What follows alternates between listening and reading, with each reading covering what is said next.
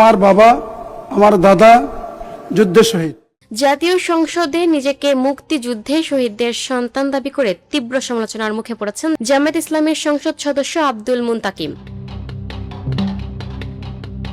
নির্বাচনী হলফনামা অনুযায়ী নীলফামারী ৪ আসনের এই সংসদ সদস্যের জন্ম ১৯৮১ সালে, অর্থাৎ মুক্তিযুদ্ধের প্রায় ১০ বছর পর। এছাড়া তার বাবা আব্দুল কাদের সৈয়দী এবং মা মুসলমান বেগম দুজনেই বর্তমানে জীবিত আছেন। রোববার ১৪ জুন সংসদের বাজেট অধিবেশনে বক্তব্য দেওয়ার সময় আব্দুল মুন্তাকিম তার পরিবারের ৪৭ জন মুক্তিযোদ্ধা থাকার দাবি করেন।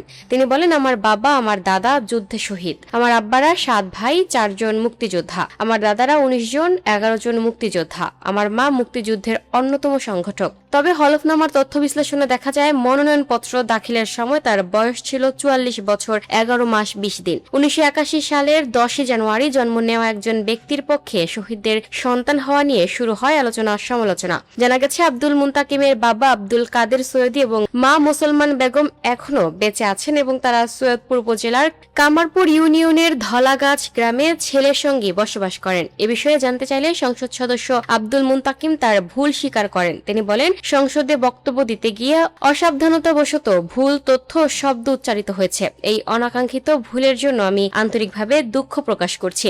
সংসদ সদস্যের সহকর্মী ও সৈয়দপুর উপজেলা জামায়াতের নায়েবে আমির মোহাম্মদ শফিকুল ইসলাম বিষয়টিকে স্লিপ অব টাং বা মুখ ফসকে হওয়া ভুল হিসেবে অভিহিত করেছেন। Lucky Akter, up to date news, Dhaka.